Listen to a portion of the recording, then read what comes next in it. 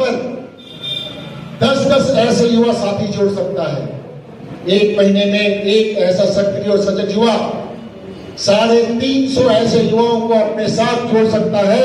तो आप खुद हिसाब लगा कर देख लीजिए, एक विधानसभा में अगर 10 से 12 ऐसे नौजवान साथी हैं तो एक महीने के अंदर पूरे विधानसभा में 3500 ऐसे युवाओं की फौज आपके सामने खड़ी हो जाएगी।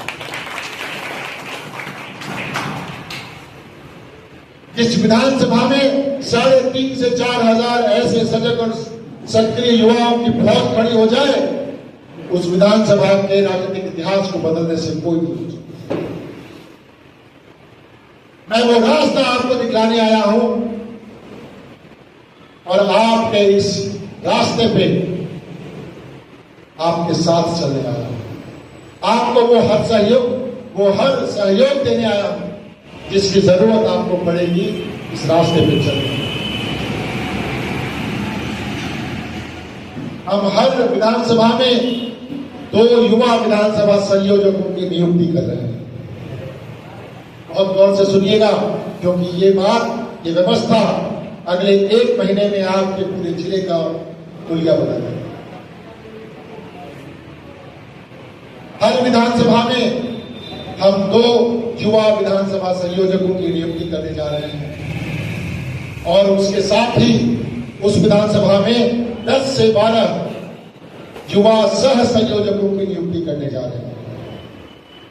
इस 10 से 12 लोगों की टीम के साथ हम उस विधानसभा के एक बूथ तक पहुंचेंगे और वहां तक पहुंचने के लिए जो साधन सुविधा की जरूरत है वो जन स्वराज आपको मुहैया कराएगा। और ये साधन सुविधा युवाओं के लिए विशेष रूप से जन स्वराज मुहैया कराने जा रहा है। इसका संगठन के या बाकी किसी जो साधन सुविधा चल रहे हैं उससे कोई लेना देना नहीं। ये व्यवस्था सिर्फ और सिर्फ युवाओं के लिए जन स्वराज करने जा रहा है और 1 महीने के अंदर इस व्यवस्था के तहत हम हर विधानसभा में 3,500 से 4,000 सजग और सक्रिय युवाओं को अपने साथ जोड़ने जा रहे हैं। युवाओं की शक्ति का अंदाजा आपको बिल्कुल नहीं है। पिछले विधानसभा में जिस पार्टी को आपने चुनाव में जिताकर सत्ता पर काबिज कराया था, उसको पूरे बिहार में मात्र 23% वोट मिले। बिहार की 13 करोड़ आबादी में 15 से 45 साल के युवाओं की जो जनसंख्या है वो 38% है। तो आप इस बात से अंदाजा लगाइए कि अगर बिहार के युवाओं ने करवट भी बदल ली तो पटना में सरकार बदल जाएगी। आपको आपकी शक्ति की याद दिला जाए।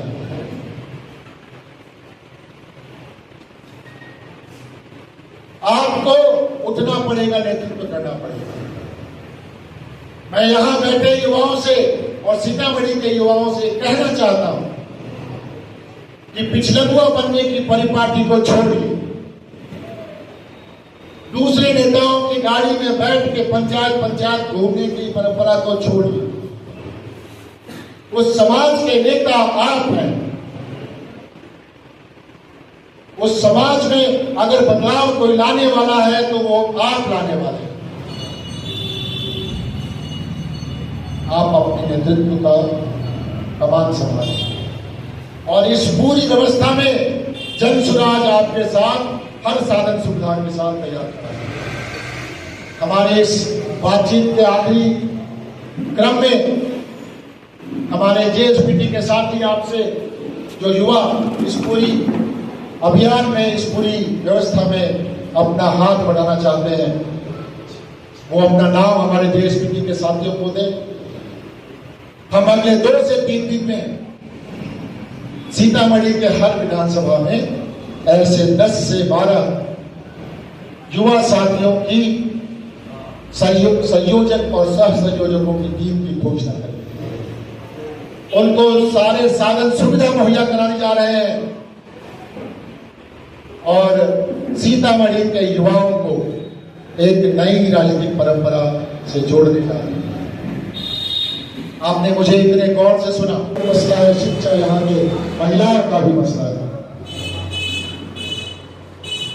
जब हम रोजगार की बात करते हैं, पिछले 20 सालों से बिहार को मजदूरों की फैक्ट्री बना के छोड़ दिया गया है।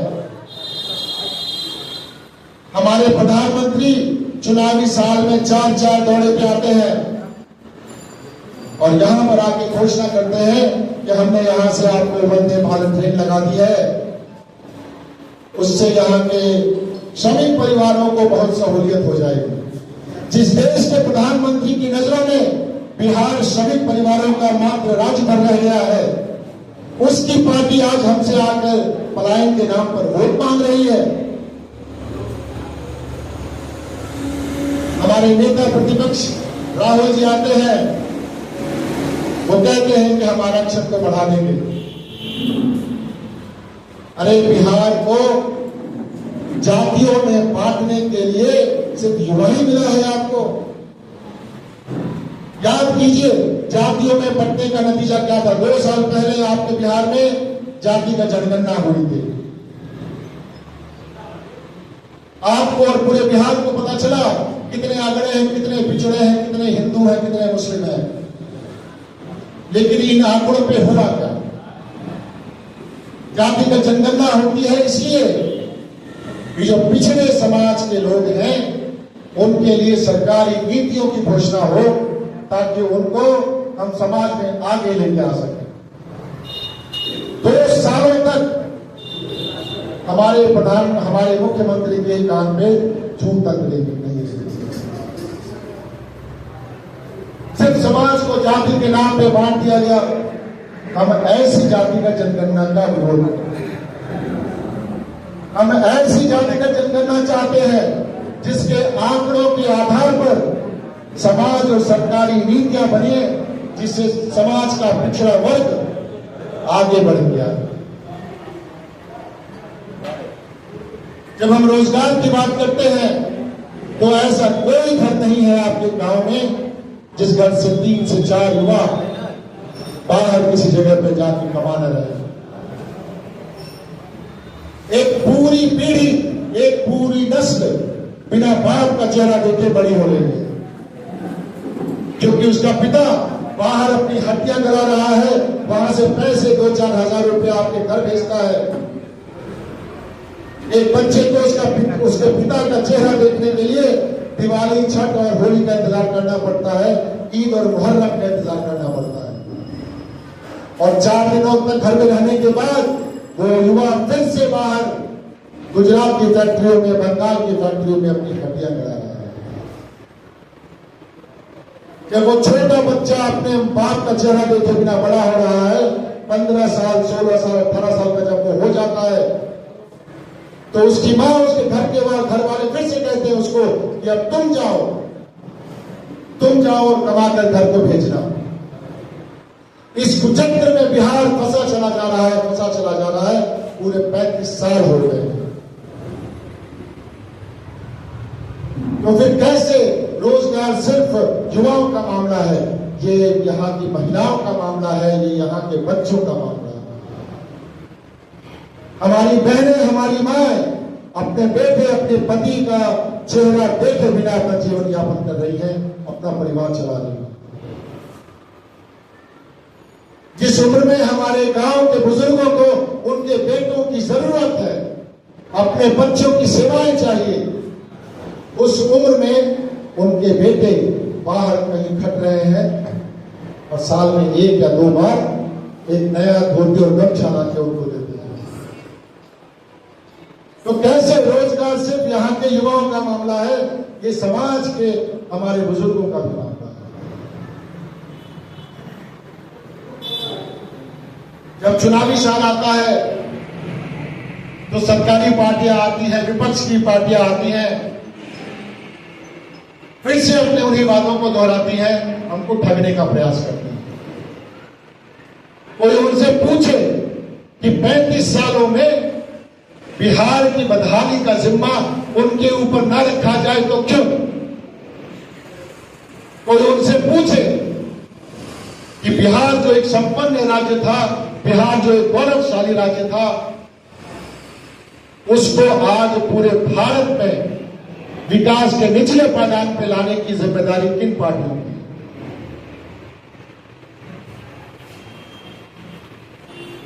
मैंने जितनी बातें आपको कही, इसमें से एक भी बात नई नहीं है आप लोगों को, सारी बातें आपको पता है। सवाल यह है कि जब हमको बीमारी पता है तो उसका इलाज करना शुरू करना पड़ेगा, वरना बीमारी बढ़ती जाएगी अगर आपने इलाज शुरू नहीं।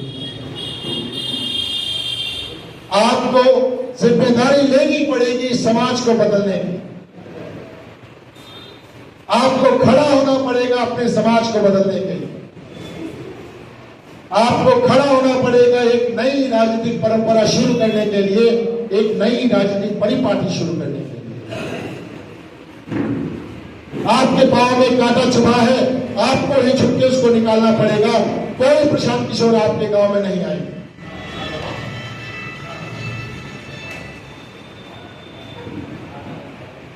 प्रशांत किशोर आपको रास्ता दिखाते हैं।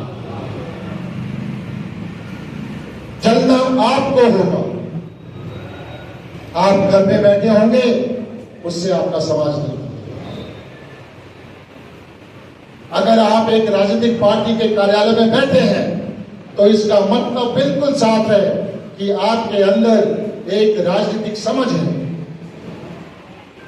आपके अंदर नेतृत्व करने की क्षमता है। हो सकता है कि आप इस साल चुनाव न लड़ रहे हो, अगले साल तो लड़िएगा। आपके अंदर नेतृत्व करने की क्षमता है। हो सकता है कि आप इस साल चुनाव न लड़ रहे हो, अगले साल तो लड़िएगा।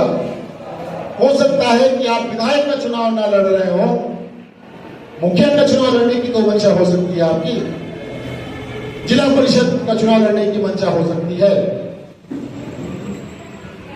मैं ये बात इस सभा में इसलिए कह रहा हूं क्योंकि यहां बैठा हुआ हर एक व्यक्ति मुझे जन स्वराज का नेता नजर आता है। आपको अपनी वो क्षमता पहचाननी होगी और अपने कंधों पर समाज को बदलने की जिम्मेदारी उठानी होगी।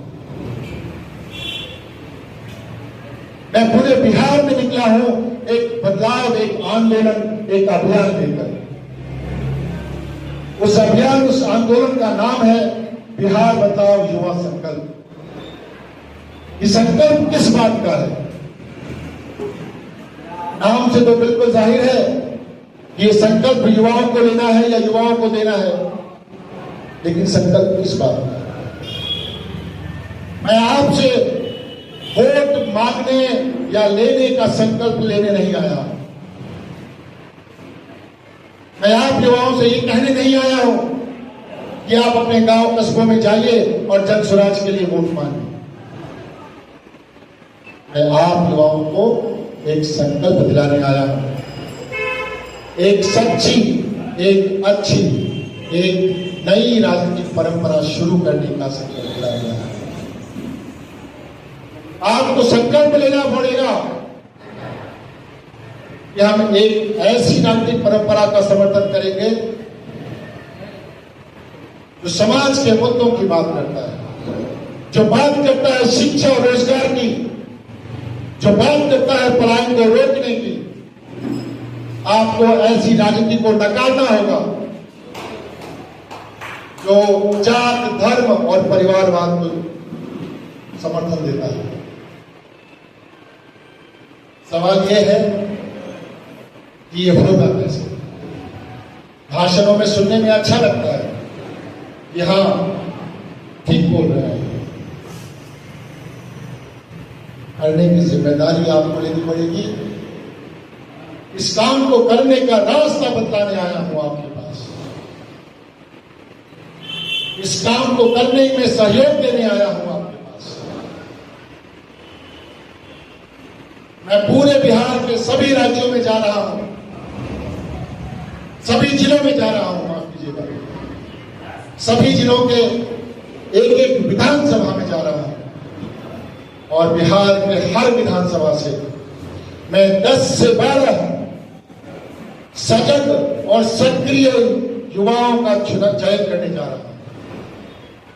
मैं हर विधानसभा से 10 से 12 सजग और सक्रिय युवा ढूंढ रहा हूं, जो इस पूरे संकल्प को अपने कंधों पर, अपनी जिम्मेदारी से, अपने नेतृत्व से घर घर तक लेकर जाएंगे। आपको सुनने में पता लग सकता है कि एक विधानसभा में अगर आपने 10 से 12 सक्रिय और सजग युवा चुन भी लिए तो उससे क्या बिगड़ जाएगा, उससे क्या बदल जाएगा।